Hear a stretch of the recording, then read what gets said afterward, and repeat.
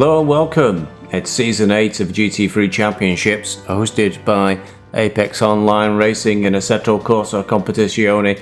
This is the highlight show for Tier 8. We'll get a commentary of the race, a report on qualifying, a report and update on the Drivers and Teams Championship, and we'll find out who was Driver of the Day for Round 1 at Kyalami.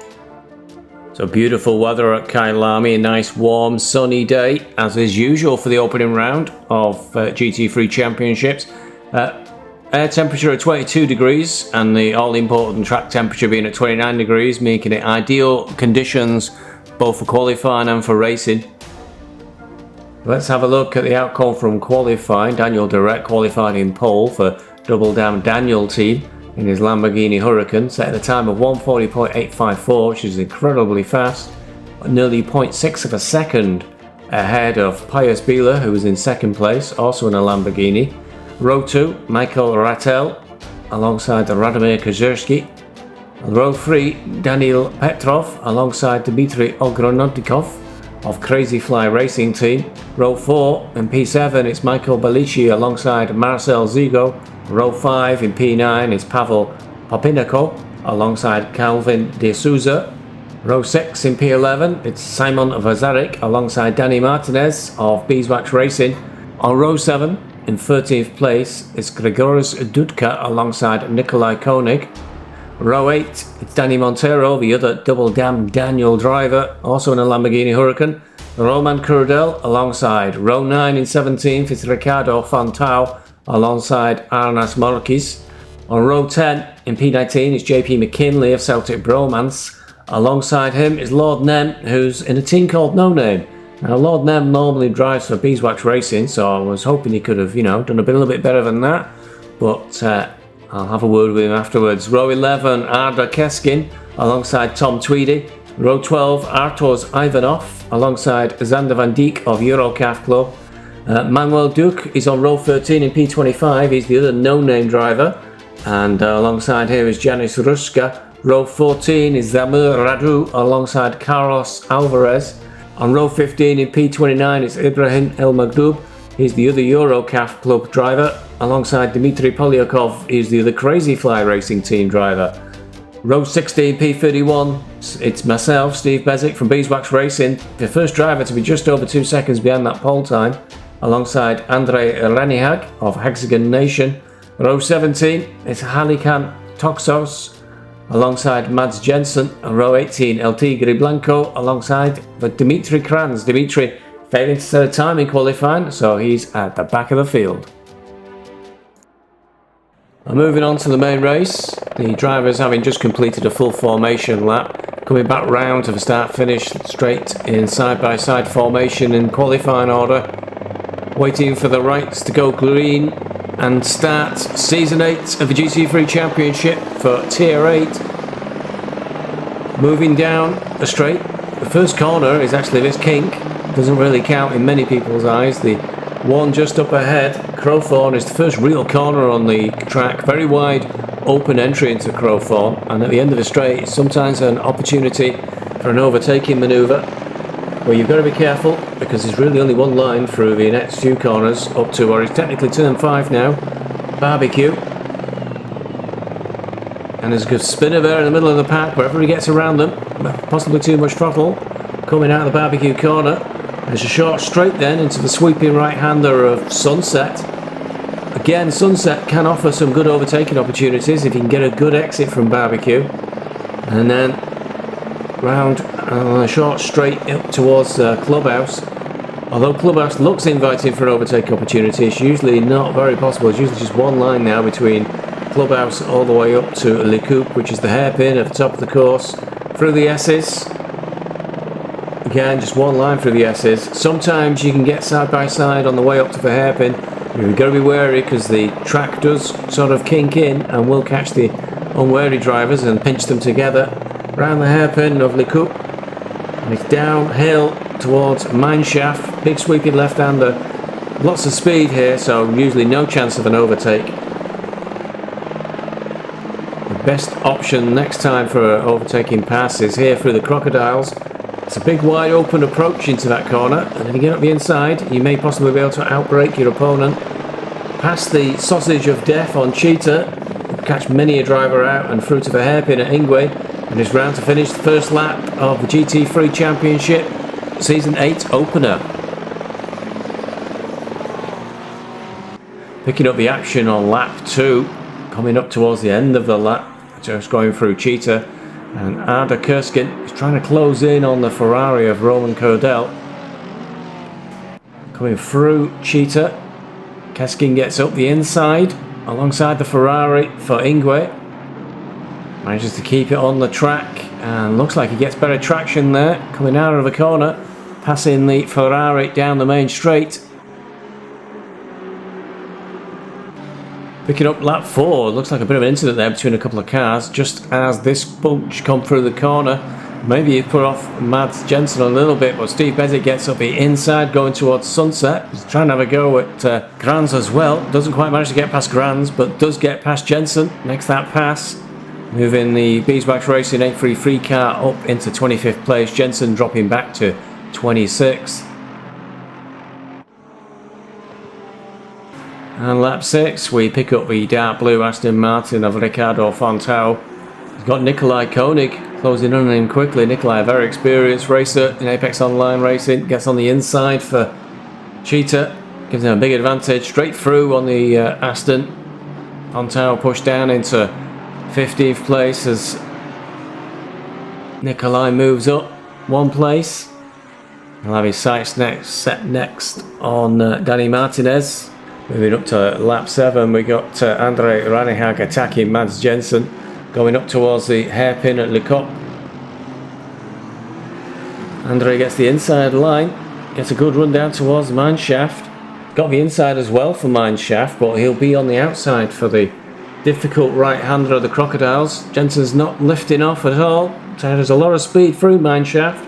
Looks to be in a better position, and is slightly ahead as he gets to the Crocodiles. And looks like, oh, he has a little bit of a wiggle on there, but I wonder if he held on to that place. But we cut through to lap 9. Halikan Toxos being attacked by Xavier Radu. Looks like Zamfir's got the better inside line there for Crowthorne. Is he may able to carry that speed through? Side by side. Oh, a big touch and a spin for the Aston. And Toxos has gone off as well. Just as I observed, just at the start of the race, it's really very difficult to get two cars through between turns 2 to 5 and make sure you get through safely, so that one may well end up with the stewards. Lap 10, Maswal Zigo being chased down by Dmitry Ogronodikov.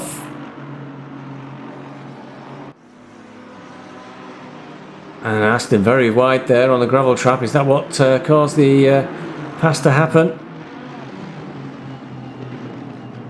And Zigo, he's having a look on the left, he's having a look on the right. Ogronodikov is trying to hold him off. Sweeping down towards mineshaft. It looks like Ogronodikov held on to that position. Moving into lap 11, we've got JP McKinley just ahead of Grigoris Dudka. That's Lexus versus Lexus. Dudka in the 996 Lexus. Trying to get a look up, going up towards Sunset. He's trying to the left and to the right. He's a lot really alongside to try and move. Having a quick dive towards the inside of Sunset, but it's too far back. It looks like McKinley's going to hold on to that position for the time being. It's lap 12 and it's Papeniko trying to close in on Danny Martinez. Danny Martinez of BeesWax Racing in the 91 Ferrari. Papeniko coming up behind, also in a Ferrari, and alongside as they're coming up towards the hairpin. Well, Papeniko looks to have the better line on the inside. They're going to be side by side all the way down to mineshaft, so it's who's going to be able to keep the foot on the throttle. But it looks to me like Papeniko is just ahead, and he is. Gets just ahead of a Ferrari going through mineshaft, and he'll hold on to that position. Moving forward to lap 15 is Petrov being chased by Bila. Bila obviously started in second place, so at some point Petrov's got past him. Durrett is at this point is 3.3 seconds ahead. Unclear from the replay whether they've pitted yet, but Durrett, I know, did lead from start to finish on this race. It looks like Petrov's just pulling away there slightly from Bila. Krzyzewski hovering around is 4 seconds down. Lap 16 and Montero trying to close in on Rattel. Montero in the Lamborghini pulls right over to the side, really slows down there. Rattel goes straight through, doesn't need asking twice, I'm sure. So I'm unsure why Montero may have pulled over there. Maybe it felt he took the place illegally or something. Something we'd have to ask the driver. But Rattel moves up one place. And lap 15, it's 18th place Marcel Zigo in the Aston Martin, trying to chase down Bellici in the Ferrari, getting alongside each other going up towards Crowthorne. Carrying a lot of speed in there is Zigo. Let's hope these two can avoid coming together. Going through the jet ski sweep up towards Barbecue. The Aston's ahead of the Ferrari. Nice clean pass by the number 87 car there through Barbecue and cleanly away from Bellici.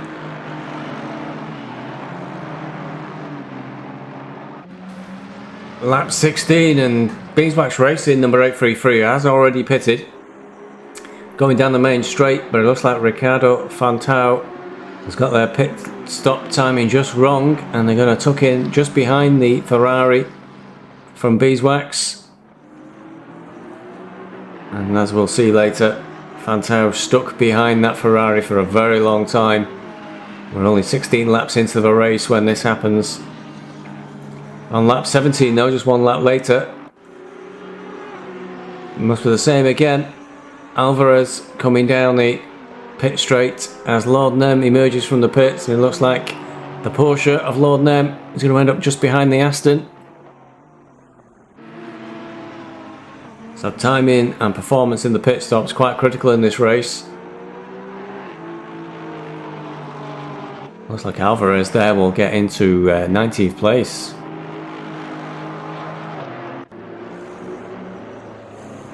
Lap 19, Michael Rattel emerging from the pits in his McLaren 720. Just as Michael Bellici comes down the start-finish straight, and again another driver losing a position in the pits.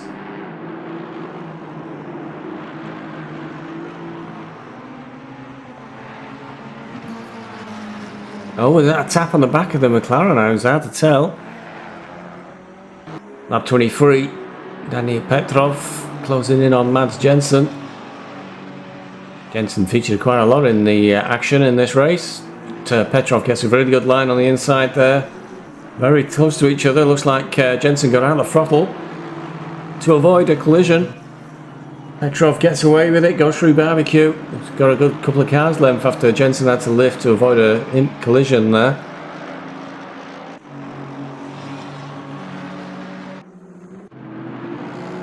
Lap 23, probably around 12 laps from the finish of the race.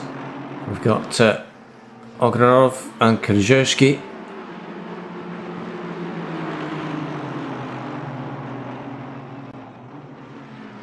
Krzyzewski not getting good speed there, going through mineshaft, but Ogrodnikov completely overshooting, going through the crocodiles, gives the place back. So for a brief moment there, Ogrodnikov was ahead. A real close battle, because that's between 5th and 6th place. On lap 24, Simon Vazeric in the 51 Ferrari, chasing down Michael Bellici in the 26 Ferrari. But Vazeric got good inside line for the crocodiles. Going to force the other Ferrari wide. Gets traction down as he goes through Cheetah. Avoids the sausage of death. And goes in towards Ingwe. Takes that position. Moving up into 9th position.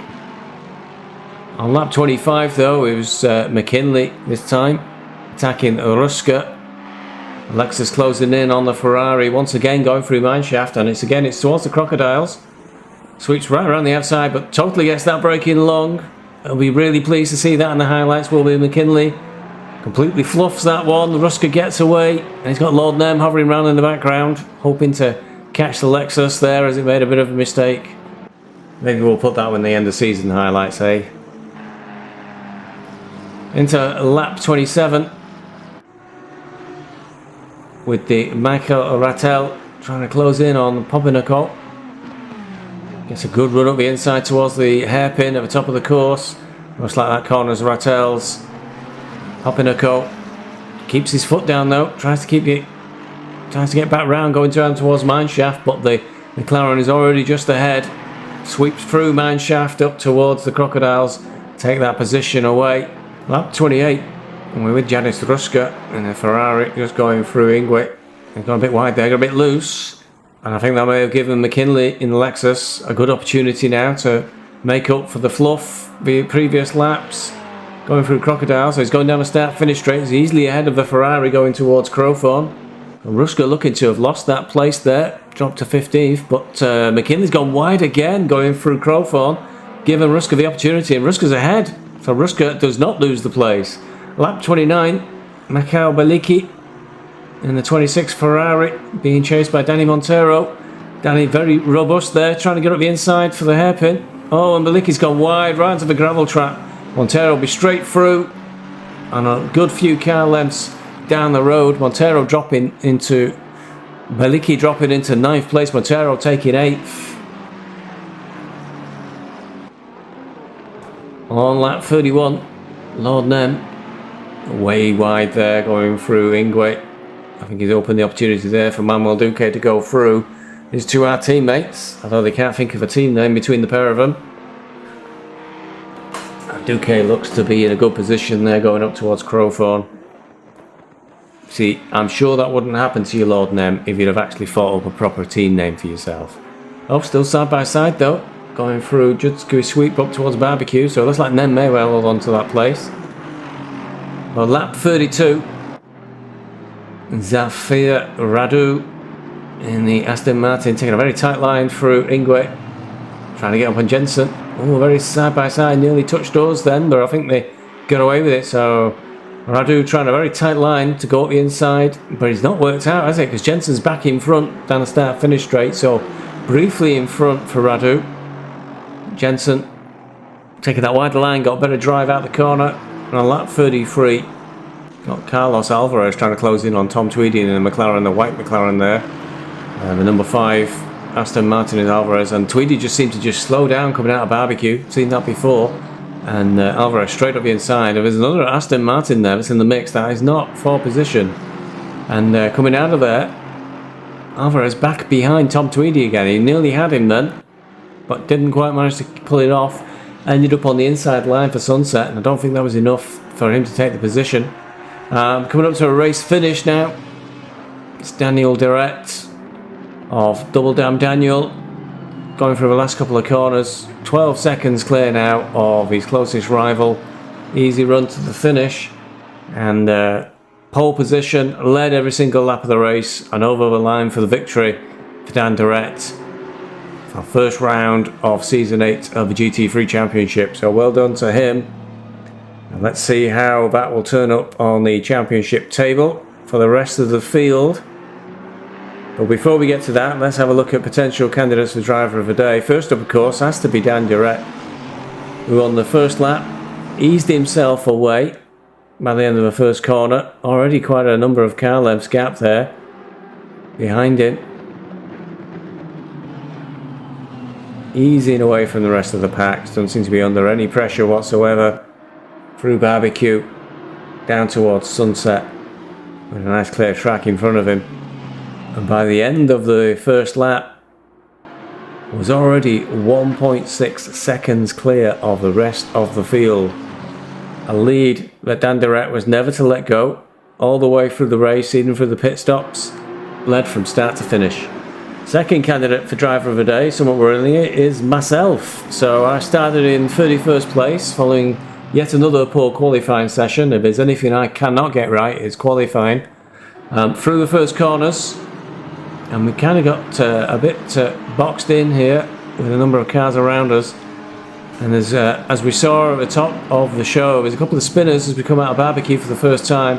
Really got bolts, really had to slow down. Me and Manuel Duque both got held up quite badly by that. We ended up at virtually the back of the race. At one point it looked like we may be possible getting to 22nd position from the start, but soon slipped back. Long way down, P34 at the end of the first lap. But from there, it was foot down and trying to concentrate. And keeping Manuel Duque behind me was the order of the day for the first half of the race. This just on the second lap. Manuel trying to pass down the outside of Crowthorne. We're side by side up towards Barbecue, but I had the inside of Barbecue, so I managed to hold on to that position, kept him behind me. I'm sure he wasn't swearing at all.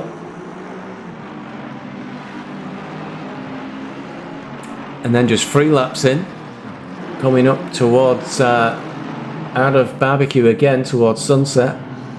Got up the inside of Jensen. Even Duque was trying to follow me through there, but didn't quite come off, but made that one stick. That was on lap 3. Moved myself up now to P25. Quite a number of cars were falling off the track and making errors and ending up in the gravel trap, so that was allowing me to move up the field. Just 1 lap later, on lap 4, this time it was Kranz who made a mistake coming out of Barbecue. Exactly the same place and exactly the same manoeuvre. Up the inside, going up towards Sunset, another pass made. That one moving up to 24th for the 833 BeesWax Racing Ferrari.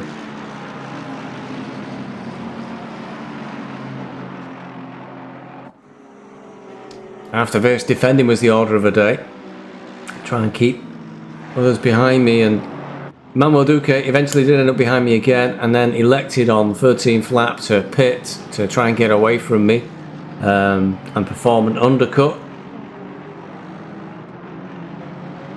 So when I pitted just a lap or 2 later from 14th position now, don't know what went wrong with the pit stop for the BeesWax Racing mechanics, but when I emerged from the pits I was 7 seconds down on Duque. And it was only a lap or 2 later, as we saw earlier, I just managed to nip in front of Fontau coming out as he came out the pits.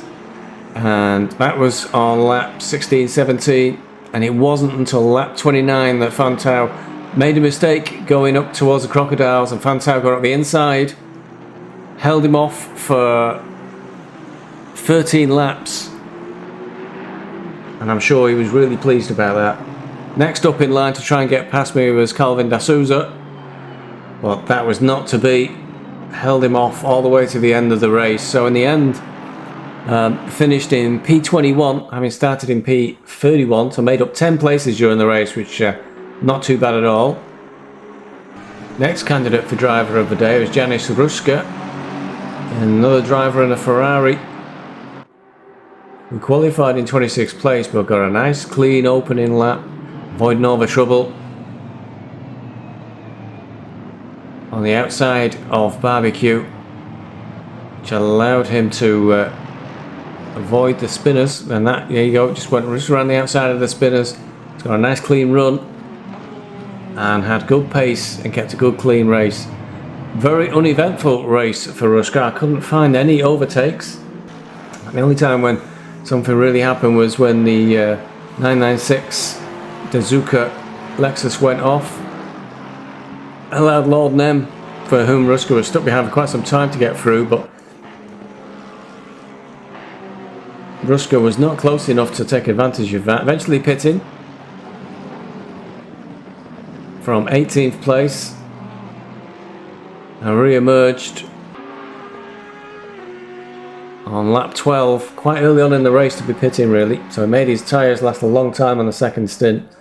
But wherever he did, it worked, no drama, no worries, and was 25th after the pit stops.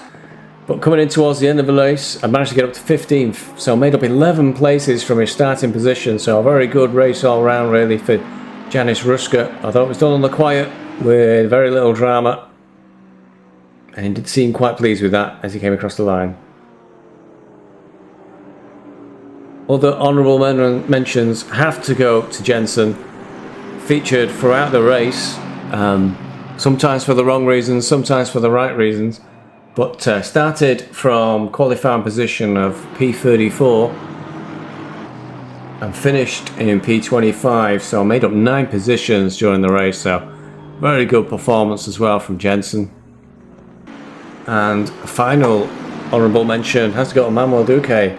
Qualified in 25th, got held up by the spinners right at the start of the race, and then got stuck behind me for quite a long time, and managed to finish in 16th place. Another driver who made up 9 places over the course of the race. However, I'm far too modest to consider giving driver of the day to myself, plus it'll look like a complete fix-up for the whole highlight show. I think Janice Ruska for making up 11 places from his 26th qualifying position and showing us how it's done in terms of no drama, no offs, no spins, just keeping it clean and keeping the pace up all the way through the race, paid off dividends, and he made up 11 places over the course of the race, so well done to Janice. So moving on to the official race results, Daniel Durrett for Double Dam Daniel came in first place. Second place was Daniil Petrov, and in third place it was Pius Bila. In 7th place, Dmitry Ogronodikov of Crazy Fly Racing Team. 8th place, Danny Montero of Double Dam Daniel. 13th, JP McKinley of Celtic Bromance, and Danny Martinez of BeesWax Racing was in 14th place. First no-name driver was Manuel Duque over the line in 16th, followed in 18th place by Lord Nem. Moving on to the second half of the results, Steve Bezic of BeesWax Racing came in 21st, Ibrahim El Magdoub of Eurocaf Club came in 23rd, André Ranihag of Hexagon Nation, the only Hexagon Nation driver in today's race I believe, came in 26th. Xander Van Dijk of Eurocaf Club was 30th, and Dmitry Polyakov, also a Crazy Fly Racing Team, was in 31st. Julian Henry of Arden Racing Team, unfortunately was a non-finisher, pulled out the race early on. So the Drivers' Championship coming out of round 1 is pretty easy. It really follows the finishing order of the race. Daniel Durrett currently leading the championship with 100 points. 10 points behind him, Daniil Petrov with 90 points, and in third place it's Pius Bila with 81 points. The table will get more interesting as more rounds go on. 7 more rounds to go before we find out who will be the Tier 8 champion for Season 8. Moving on to the Teams Championship, Double Dam Daniel in the lead. That victory for Daniel Durrett really helping get the points in, and Danny Montero was in 8th place, so a really strong finish for that team. Second place is the Crazy Fly Racing Team. Dmitry Ogronodikov finishing in 7th gave him a big haul of points. Unfortunately, Dmitry Polyakov a bit further down in 30th, wasn't able to bring too many points in, so the gap now between Double Dam Daniel and Crazy Fly, 91 points. No Name, come on boys, try harder. Third place with 52 points. BeesWax Racing in 4th with 50 points, so already pretty tight from 2nd down to 4th. Just behind BeesWax with a gap of 15 points is Celtic Bromance in 35 points. Eurocaf Club have got 14 points. Hexagon Nation, I think as we observed, only had 1 driver available this week, so they're in 7th place. Arden Racing Team are rounding out the table as they need to get some drivers across the line to get some points. That's it for the summary and recap for round 1 at Kyalami. Next up, it'll be Misano, a nice flat flowing track that a lot of drivers hate. Keep an eye open for track cut penalties and drive-throughs at Misano. So a lot of people get caught out. I personally like the track the same way I like Kyalami, but unless I can improve on my qualifying, I'm not going to be able to do that well in the event. But thanks for watching. Please feel free to leave in your comments down below who you think may be driver of the day, and I'll see you at the next round. Subscribe if you want to catch live streams of future races or more highlight shows like these. Thanks for watching. Cheerio.